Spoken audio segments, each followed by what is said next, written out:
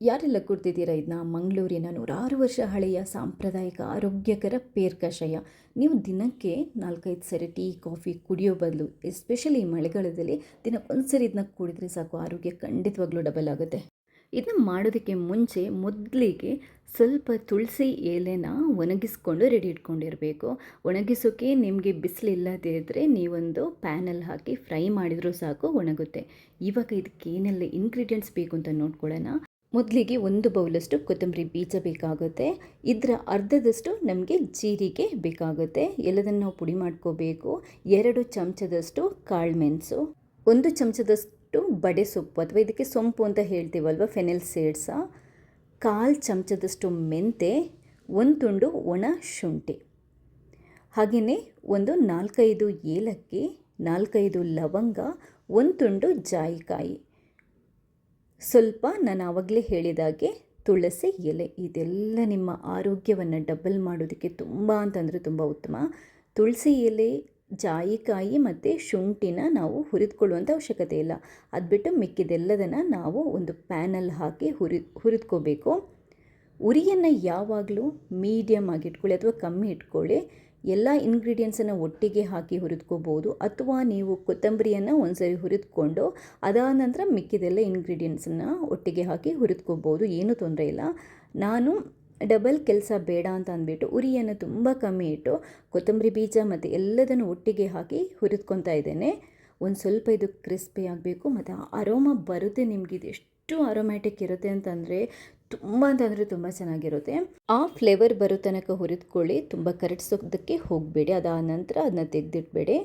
ಒಂದು ಪಾತ್ರೆಗೆ ಹಾಕಿ ಸ್ವಲ್ಪ ತಣ್ಣಗಾಗಲಿಕ್ಕೆ ಬೇಡಿ. ಅಷ್ಟರಲ್ಲಿ ಈ ಒಣ ಶುಂಠಿ ಮತ್ತು ಜಾಯಿಕಾಯಿ ಇರುತ್ತಲ್ವ, ಅದನ್ನೊಂಚೂರು ಕುಟ್ಟಿ ಅಥವಾ ಗುದ್ದಿ ಪುಡಿ ಮಾಡಿಕೊಂಡು ರೆಡಿ ಇಟ್ಕೊಳ್ಳಿ. ಯಾಕಂತಂದರೆ ನಾವು ಒಂದೇ ಸರಿ ಮಿಕ್ಸಿಗೆ ಹಾಕಿದರೆ ಅದು ಪುಡಿ ಆಗದೇ ಇರ್ಬೋದು, ಅದಕ್ಕೋಸ್ಕರ ಸ್ವಲ್ಪ ಗುದ್ದಿ ಇಟ್ಟರೆ ಬೇಗ ಪುಡಿ ಆಗುತ್ತೆ.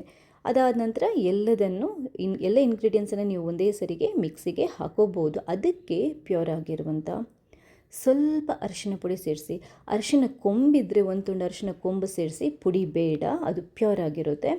ಸೊ ಎಲ್ಲದನ್ನು ಈ ಥರ ರುಬ್ಬಿಬಿಟ್ಟು, ಅಂದರೆ ಪುಡಿ ಮಾಡುವ ಮಿಕ್ಸಿಯಲ್ಲಿ ಪುಡಿ ಮಾಡಿಬಿಟ್ಟು ಈ ಥರ ನೋಡಿ ಪುಡಿ ಮಾಡ್ಕೋಬೇಕು. ಸೂಪರ್ ಆಗಿರುವಂಥ ಘಮ ಘಮ ಅನ್ನುವಂಥ ಕಷಾಯ ಪುಡಿ ರೆಡಿಯಾಗಿದೆ.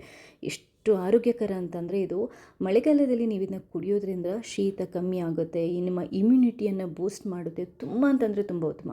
ಇದನ್ನ ಖಾಲಿ ನೀರಲ್ಲಿ ಕುದಿಸ್ಬಿಟ್ಟು ಮಾಡಿ ಕುಡಿಬೋದು, ಅಥವಾ ಹಾಲಲ್ಲಿ ಬೇಕಾದರೂ ಮಾಡಿ ಕುಡಿಬೋದು. ನಾನು ಹಾಲಲ್ಲಿ ಇದನ್ನ ಯಾವ ಥರ ಮಾಡೋದು ಅನ್ನೋದನ್ನು ತೋರಿಸ್ತಾ ಇದ್ದೇನೆ.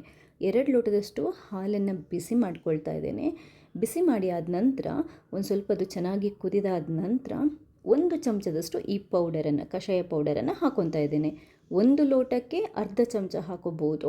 2 ಲೋಟಕ್ಕೆ 1 ಚಮಚದಷ್ಟು ಈ ಕಷಾಯ ಪುಡಿಯನ್ನು ಹಾಕಿ ಚೆನ್ನಾಗಿ ಕುದಿಸ್ಕೊಂಡು ಒಂದು ಸ್ವಲ್ಪ ಬೆಲ್ಲ ಅಥವಾ ಸಕ್ಕರೆ ನಿಮಗೆ ರುಚಿಗೆ ಬೇಕಾದರೆ ಹಾಕ್ಕೊಂಡು ಚೆನ್ನಾಗಿ ಮಿಕ್ಸ್ ಮಾಡ್ಕೊಳ್ಳಿ. ಬೆಲ್ಲ ತುಂಬ ಹುಳಿ ಅಂಟಿರುತ್ತಲ್ವ, ಅಂಥದನ್ನು ಹಾಕಿದರೆ ಹಾಲು ಒಡೆಯಬಹುದು. ನಾನು ಅದಕ್ಕೆ ಪುಡಿ ಬೆಲ್ಲನ ಉಪಯೋಗ ಮಾಡ್ತಾ ಇದ್ದೇನೆ. ಅದರಿಂದ ಕೇರ್ಫುಲ್ ಆಗಿರಿ. ಅಂಥ ಟೈಮಲ್ಲಿ ನೀವು ಬೇಕಾದರೆ ಸಕ್ಕರೆನ ಉಪಯೋಗ ಮಾಡ್ಬೋದು. ನೋಡಿ, ಚೆನ್ನಾಗಿ ಕುದಿಸ್ಕೊಳ್ಳಿ. ಅದಾದ ನಂತರ ಇದನ್ನು ಬಿಸಿ ನಾವು ಟೀ ಕಾಫಿ ಹೇಗೆ ಕುಡಿತೀವೋ ಅದೇ ಥರ ಬಿಸಿಯೇ ಕುಡಿಯುವಂಥದ್ದು. ತಣ್ಣಗಾದ ನಂತರ ಕುಡಿಯೋದಂತ ಅಲ್ಲ.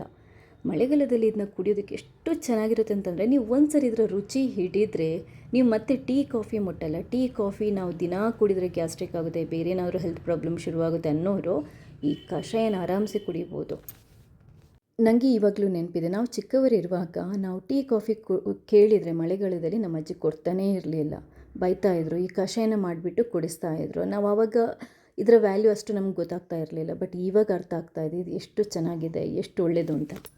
ಇದರದ್ದು ವಿಶೇಷತೆ ಏನು ಅಂತಂದರೆ, ಇದು ನಮ್ಮ ಮಕ್ಕಳಿಗೆ ಕೂಡ ಆರಾಮ್ಸೆ ಕೊಡ್ಬೋದು.